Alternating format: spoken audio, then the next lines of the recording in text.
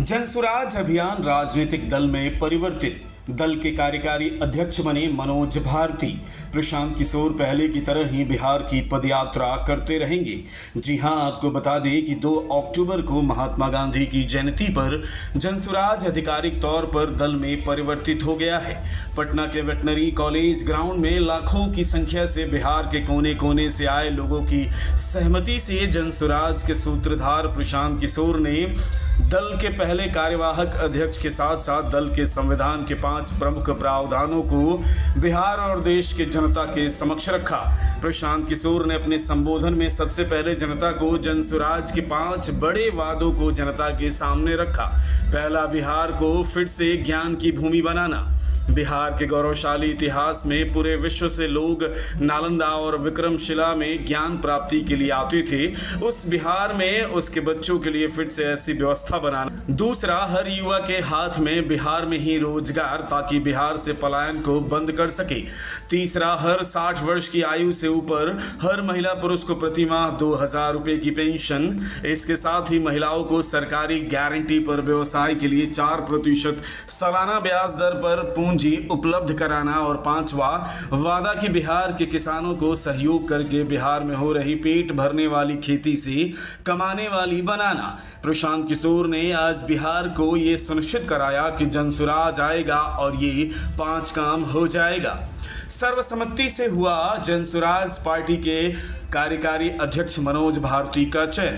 प्रशांत किशोर ने दल की घोषणा करने के बाद इसके पहले कार्यकारी अध्यक्ष पूर्व भारतीय राजनयिक मनोज भारती के नाम को औपचारिक तौर पे लोगों के बीच रखा।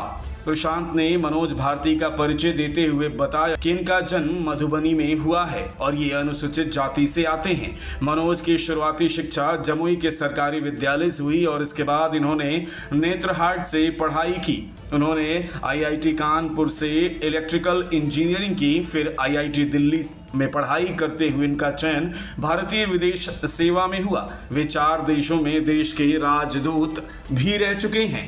प्रशांत किशोर ने जनसुराज दल के अभियान के प्रमुख प्रावधानों को भी जनता के सामने रखा और उनकी इन सभी पर सहमति भी ली। सबसे पहले उन्होंने बताया कि जनसुराज के अध्यक्ष का कार्यकाल 1 साल का होगा और लीडरशिप काउंसिल का 2 साल का।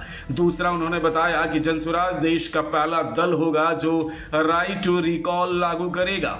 जनता ही अपना उम्मीदवार चयन करेगी और उनको मध्य कार्यकाल में ही हटाने का अधिकार भी जनता के पास होगा। इसी के साथ में उन्होंने महत्वपूर्ण घोषणा करते हुए ऐलान किया कि जनसुराज ने चुनाव आयोग के अपने आधिकारिक झंडे के लिए आवेदन किया है। उसमें महात्मा गांधी के साथ साथ बाबा साहब अंबेडकर का भी चित्र होगा। जनसुराज से जुड़े साथी और प्रशांत किशोर ने जो जिम्मेदारी दी उसे पूरा करने का प्रयास करेंगे और बिहार को बेहतर बनाएंगे, ये बातें कही मनोज भारती ने। जनसुराज के नव चयनित कार्यकारी अध्यक्ष मनोज भारती ने जनता को संबोधित करते हुए कहा कि आप बिहार से बिहारी को दूर कर सकते हैं, पर उनके दिल से बिहारी मानसिकता को नहीं निकाल सकते। उन्होंने उत्तर बिहार में आए बाढ़ पर चिंता व्यक्त की और कहा कि जनसुराज ये सुनिश्चित करेगा कि जो नदियां बिहार के लिए अभिशाप बन गई हैं उन्हें जनसुराज वरदान बना सके। अपने राजनयिक जीवन का उदाहरण देते हुए उन्होंने कहा कि जब वो किसी विदेशी नेता या राजनयिक को तोहफा देते थे तो वो मधुबनी की चित्रकला, भागलपुर का सिल्क आदि होता था। साथ ही उन्होंने अपने नेत्रहाट के दिनों को याद करते हुए अपने अनुभवों को भी साझा किया। जनसुराज को उन्होंने एक ऐसी पार्टी बताया जो गहन अध्ययन करने के बाद ठोस निर्णय लेती है। प्रशांत किशोर और मनोज भारती के साथ साथ नालंदा विश्वविद्यालय के पूर्व वीसी केसी सिन्हा, वरिष्ठ अधिवक्ता वाईबी गिरी, पूर्व केंद्रीय मंत्री देवेंद्र यादव, पूर्व सांसद मुनाजिर हसन, रामबली चंद्र वंशी ने भी जनता को संबोधित किया।